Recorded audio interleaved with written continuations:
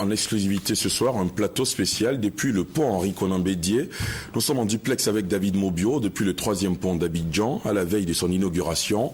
David Mobio qui reçoit pour vous, chez vous, le ministre des Infrastructures économiques Patrick Achi. David, bonsoir. Les nouvelles fraîches du pont Henri-Konan Bédié.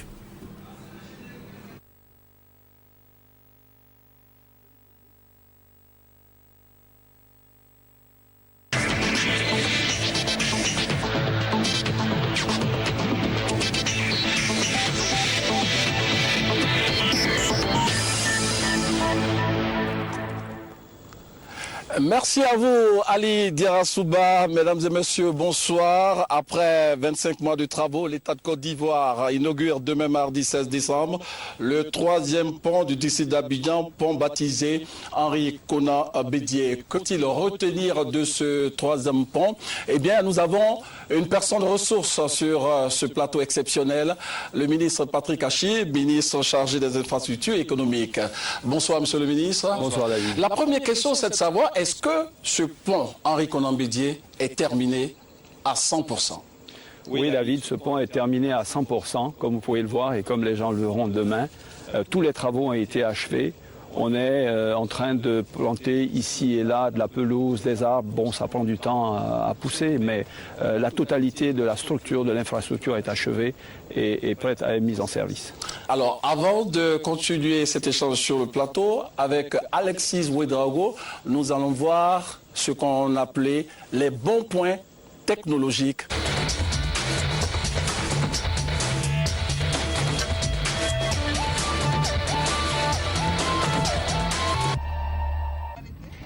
Il y a 10 ans, Madame Ba quittait la Côte d'Ivoire. Dans ses souvenirs, l'axe Cocody-Marcory et ses bouchons interminables.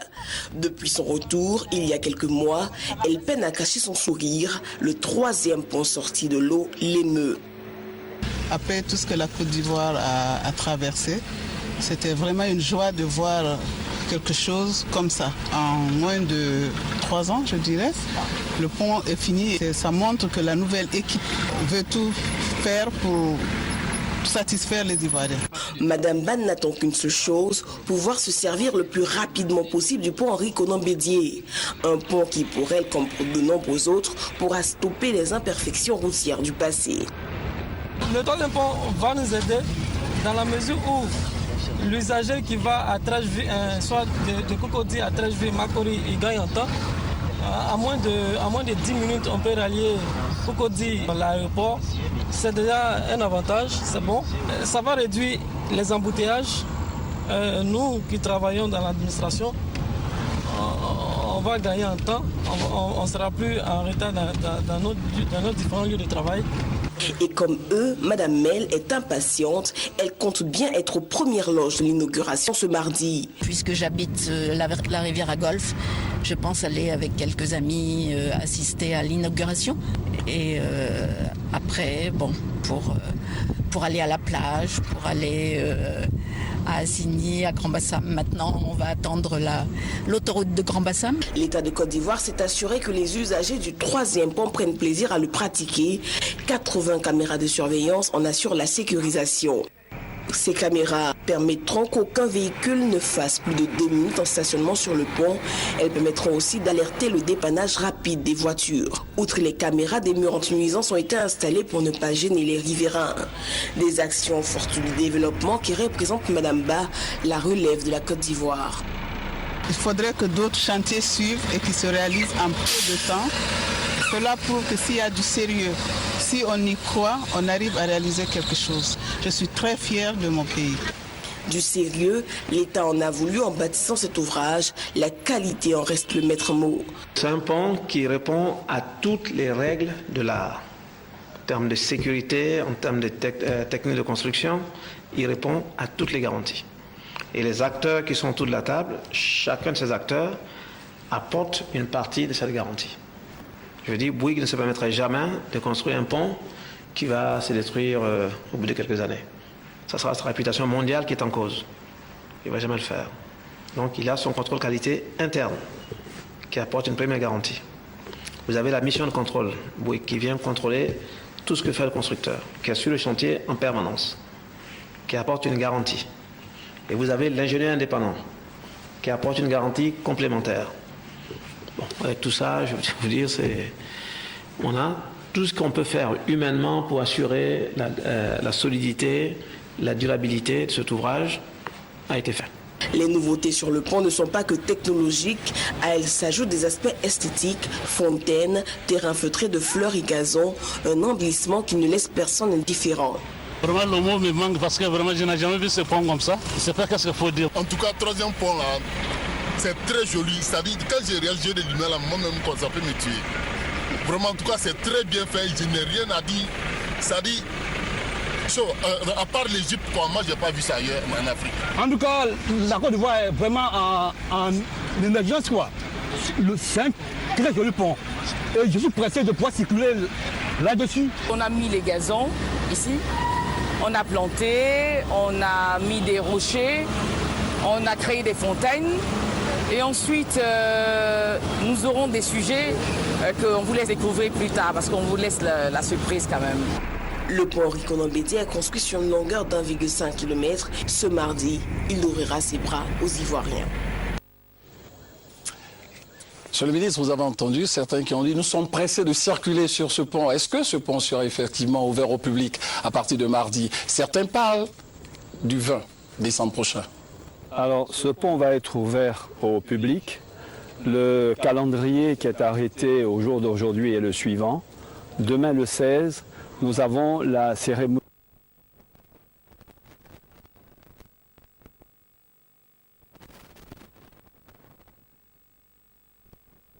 participer à cette cérémonie, il y aura certainement du nettoyage à faire. Donc toute la journée du 17 sera réservée à un nettoyage complet de l'ouvrage et du pont. Ensuite, le chef de l'État a souhaité que cet ouvrage qui fait l'objet de la fierté de toutes les populations ivoiriennes, que ces populations-là puissent venir toucher, marcher dessus. Et si on commençait à laisser les véhicules circuler à partir du 18, il ne serait pas possible de le faire. Donc il a souhaité que les 18 et les 19, le pont soit ouvert à la visite des populations.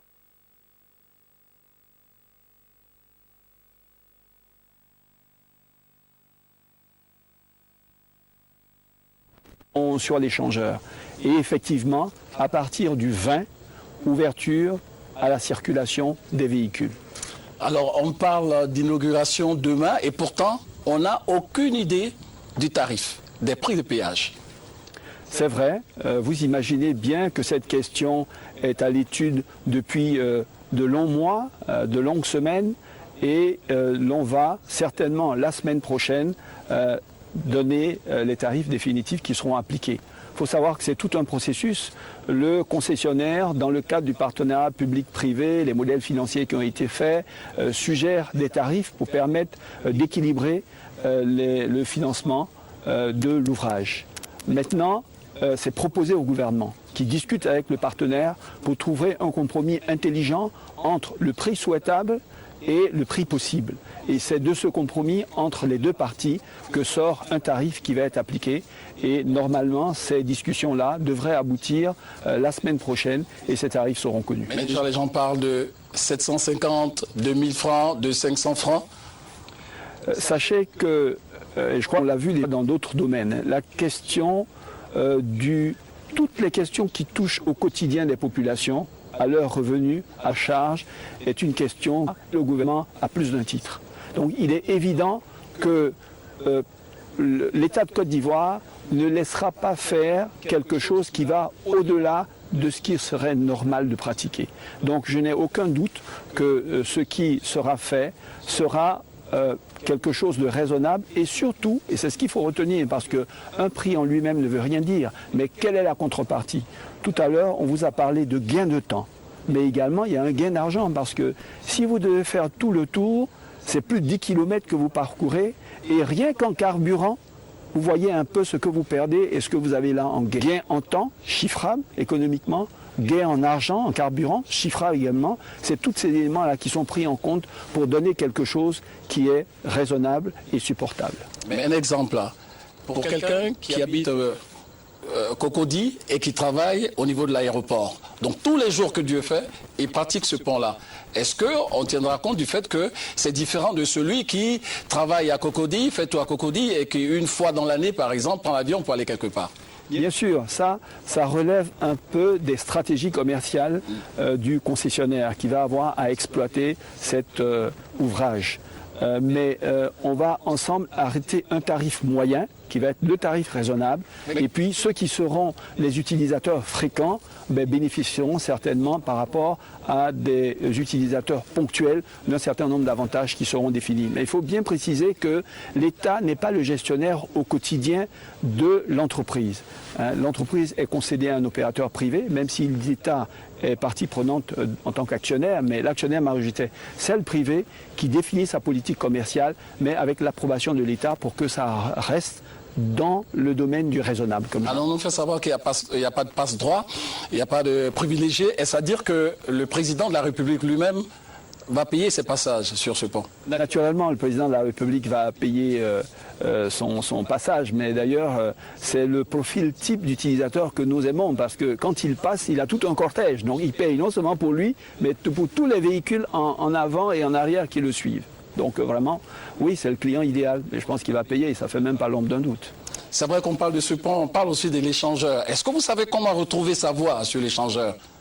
Oui, naturellement, vous allez voir, c'est pas très compliqué en fonction de l'endroit où on va. Et il y aura d'abord des panneaux de signalisation qui vont vous indiquer donc exactement en fonction si vous allez à l'aéroport, si vous allez, je dirais, vers Trècheville ou si vous continuez vers le boulevard de Marseille, qui vous dira exactement où passer. Je crois que ça pose pas vraiment. Comment retrouver sa voie sur l'échangeur?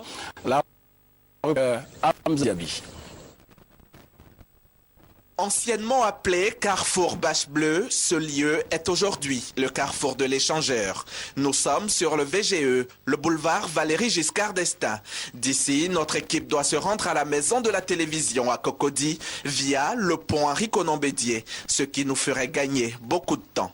Un problème cependant, pour atteindre le pont, il faut d'abord trouver son chemin dans ce presque labyrinthe. Pour nous aider, Koudou Bado Hervé, chef projet VGE à l'AGERoute, l'agence de gestion des routes. Le pont HKB, à sa sortie, nous avons une voie express de 2 fois 3 voies. Donc chaque sens de circulation permet de drainer le trafic en 3 bretelles. Dans la bretelle de ceux qui viennent du pont HKB, qui vont vers le plateau, donc ils vont juste descendre au niveau du carrefour dit Carrefour Orca. On a la bretelle de ceux qui viennent du pont HKB qui vont aller vers la zone 4. Et nous avons la bretelle de ceux qui vont du pont HKB et qui vont descendre vers le côté de l'aéroport. D'accord, monsieur Kodo. Et si on allait maintenant sur le terrain? Ok, on y va. Ici, nous allons emprunter la première bretelle comme si nous venons du plateau. Et on va à la Cocody. Et là, nous sommes en train d'emprunter maintenant le niveau 2 de l'échangeur. Cette bretelle est prévue pour 2 files de véhicules. À l'entrée, au milieu, nous permettons une seule file de véhicules pour tenir compte de la courbure.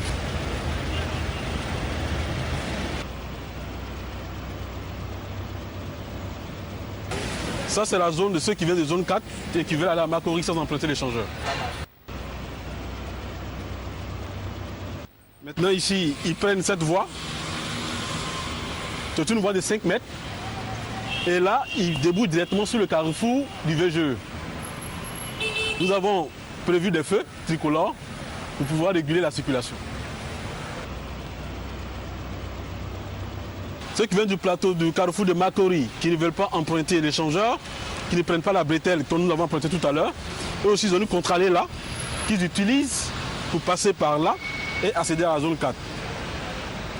Donc dans l'esprit, nous avons remis la circulation, le trafic qui était prévu à l'initial avant la construction de l'échangeur au sol. Ici, c'est ceux qui viennent de l'aéroport qui vont sur le pont HKB.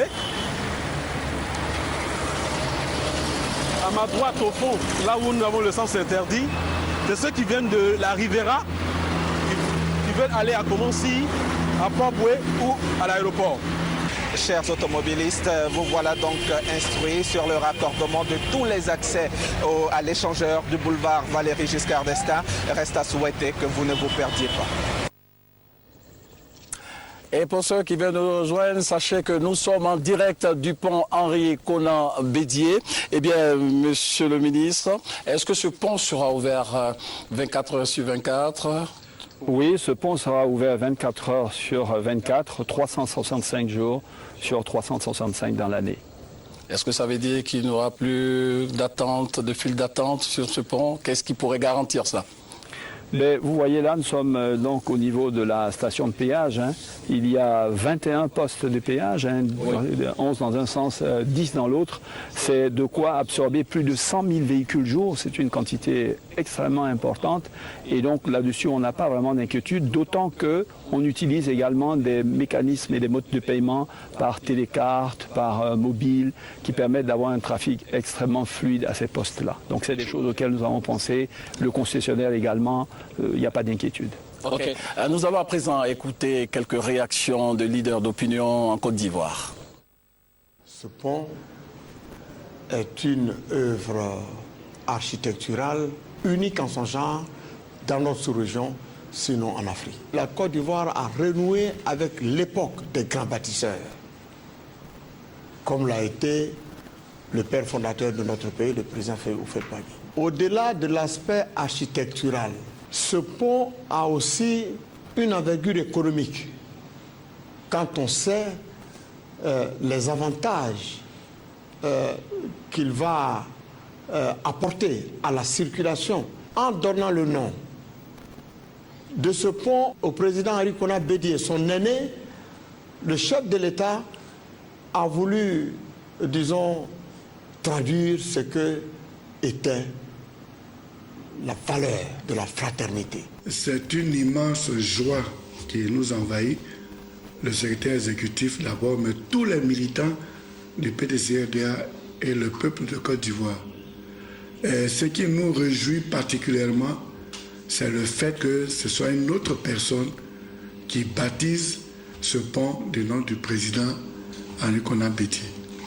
Nous pensons que c'est la reconnaissance de l'État. Pour nous, la réalisation de ce pont, qui a d'ailleurs créé de l'emploi à des Ivoiriens, est une nécessité qui n'est plus à démontrer. Parce que ce troisième pont-là va réduire considérablement les embouteillages aux heures de pointe. Il va permettre aussi aux usagers de rallier rapidement Abidjan Sud à Abidjan Nord et vice-versa. Et aussi sur le plan environnemental, ce troisième pont et l'échangeur de Makori ont donné fière allure à cette commune-là. C'est un signe important du développement qui s'amorce en Côte d'Ivoire et qui va participer, en tout cas, au désengorgement de la ville.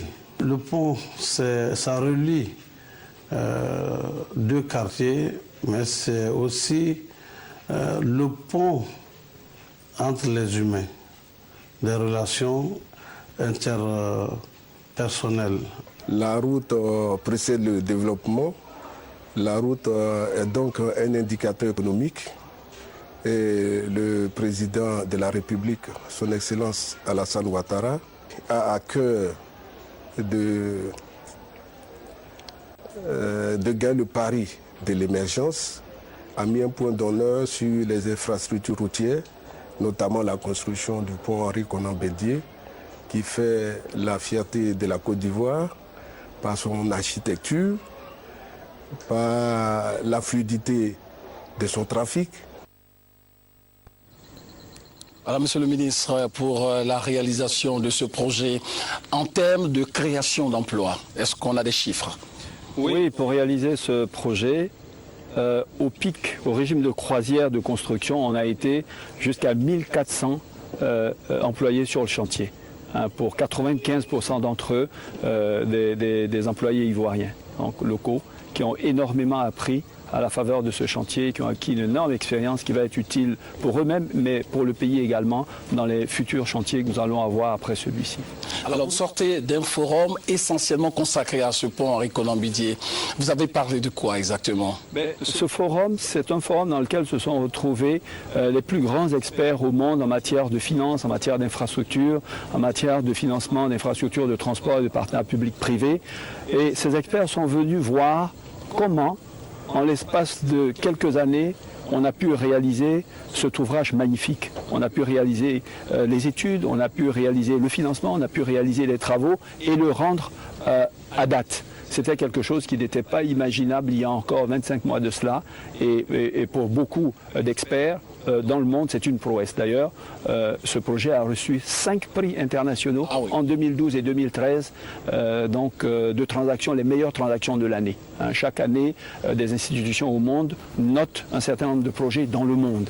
Et dans le secteur des transports, dans le secteur des ouvrages comme celui-ci, dans le secteur de l'énergie, on réunit des jurys éminents qui décernent un prix la meilleure transaction, au meilleur projet de l'année. Ce projet a reçu 5 prix internationaux en 2 ans.